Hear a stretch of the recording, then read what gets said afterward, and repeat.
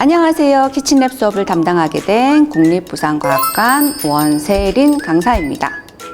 오늘은 아이들과 우주에 관한 재밌는 실험을 한번 해보도록 할 건데요. 이름하여 나사 앳 홈. 나사에서 홈스쿨링을 할 수 있도록 재밌는 실험을 만들었는데요. 오늘 저와 함께 해보도록 하겠습니다. 우주에 대한 재밌는 실험을 떠날 준비가 되셨나요? 자, 그럼 출발합니다. 첫 번째 실험을 하기에 앞서 혹시 이 기사 보셨나요? 못 보신 분들을 위해 기사의 내용을 잠시 소개해 드리겠습니다. 미국 항공우주국 나사의 화성 헬기 인저뉴어티가 19일 화성 하늘을 비행하는 데 성공하였습니다. 무인 소형 헬리콥터 인저뉴어티의 비행 시간은 1분이 채 되지 않았지만 인류가 만든 동력 비행기가 지구 밖 천체에서 비행한 것은 처음인 엄청난 사건이었습니다. 나사는 앞으로 더 많은 비행을 시도할 것이라고 밝혔고, 엔지니어들은 앞으로 어떻게 화성에서 인저뉴어티를 더 높게 또 더 멀리 갈 수 있게 할 것인지를 연구할 것이라고 말했습니다.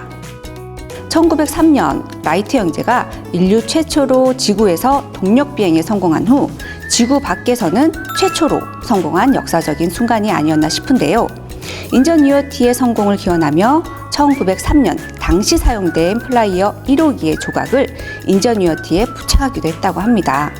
인저뉴어티의 시험 비행은 이륙 후 약 3m 높이까지 상승해 96도 돌았다가 정지 비행을 하고 착륙하는 방식으로 이루어졌습니다.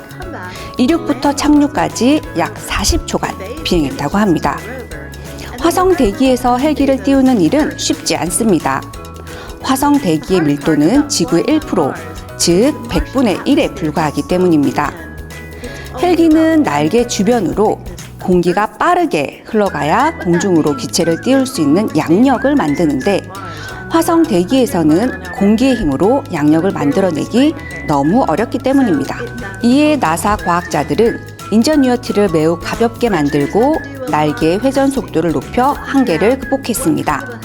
인저뉴어티의 날개는 1분에 무려 2,500번씩 1초에 42회나 회전했다고 합니다. 인저뉴어티의 비행에 성공하면서 지구 밖 행성 탐사는 새로운 시대를 열게 된 것입니다. 그동안 나사는 지상을 이동하는 방식의 탐사차를 이용했습니다. 하지만 탐사차는 지형적 제약이 심했고 여러 지점을 탐사하는 것도 어려웠습니다. 이번 성공으로 지형적 제약을 받지 않고 화성을 관측할 수 있게 된 것입니다. 앞으로는 헬기로 행성을 둘러본 후 착륙지를 정할 수도 있고, 나중에 인간이 화성에 갈 때도 미리 활동 위치를 정할 수 있을 것으로 기대된다고 말했습니다. 자, 그럼 우리도 종이 헬리콥터로 실험을 한번 해볼까요? 나사의 엔지니어가 여러 가지 디자인 중에서 가장 적합한 디자인을 고른 것처럼 우리도 여러 가지 실험을 한번 해보도록 해요. 그 중에 가장 적합한 디자인이 어떤 것인지 한번 알아보도록 하겠습니다.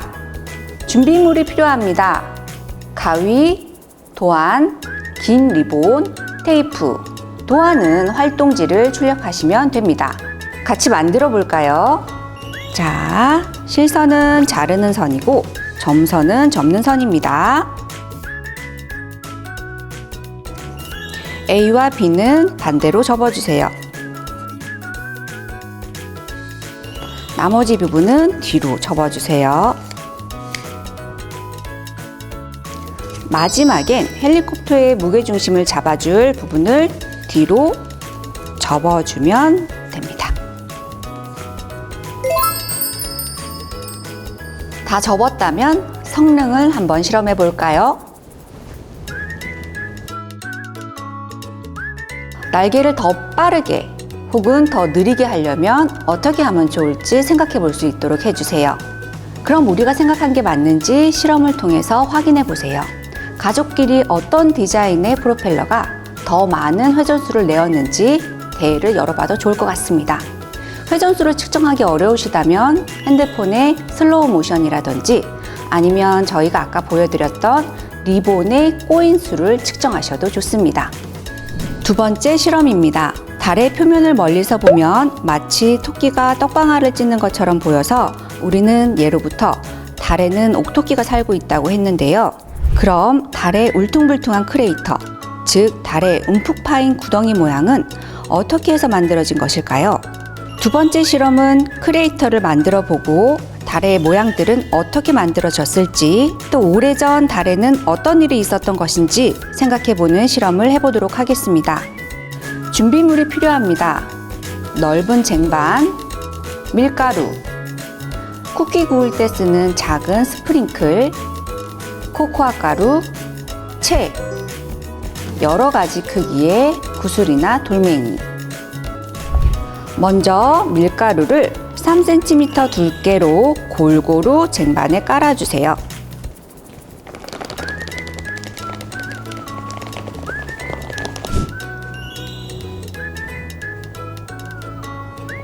그 뒤에 스프링클을 뿌려주세요.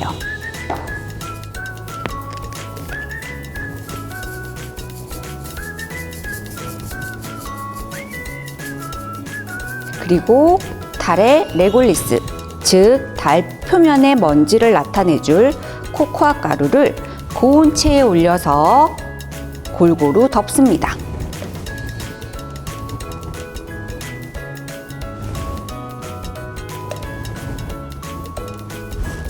자, 달의 표면이 완성되었습니다. 이제 돌멩이 하나를 떨어뜨려 볼게요. 수직으로 떨어뜨렸더니 멋진 웅덩이를 만들었네요. 그리고 지표면 아래에 있던 물질들, 스프링클들도 볼 수가 있어요. 분출물들이 방사형 줄무늬를 보이는 모습도 볼 수가 있습니다. 달의 표면에서 밝게 보이는 이 줄무늬가 바로 운석이 떨어지면서 만들어낸 방사형 줄무늬입니다. 어때요? 달 표면 모습과 비슷한가요? 아이들과 여러 가지 운석을 상상하면서 실험해 보세요. 또 달 표면의 사진과 비교해 보면서 아주 오래전 달에는 무슨 일이 있었던 것인지도 이야기 나눠보시고요. 또 지구에서는 크레이터를 찾기 힘든 이유도 이야기해 보세요. 참, 우리나라에도 운석구가 있다는 것을 아시나요? 경남 합천군 초계면에 가시면 우리나라 유일의 운석구를 보실 수 있습니다. 자, 마지막 실험입니다. 집에 있는 다양한 재료들로 태양계를 꾸며보도록 할 건데요. 지구를 1로 했을 때 각 행성들의 비가 어떤지를 제가 활동지에 적어놨습니다. 그 비율을 보시면서 행성들의 크기를 정하시면 될 것 같아요. 먼저 활동지를 봐주세요. 태양의 크기가 어떤가요? 지구의 크기에 비해서 109배나 큰 것을 알 수 있습니다.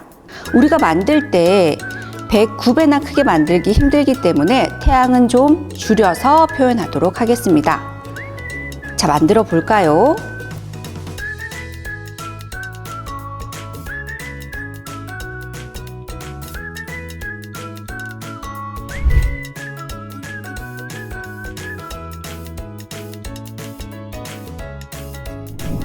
자, 저와 함께한 우주 실험 어떠셨나요? 나중에 아이들과 밤하늘을 바라보면서 재미있는 이야기를 나누시길 바랍니다. 자, 이상으로 온라인 키즈넷 원세린 강사였습니다. 감사합니다.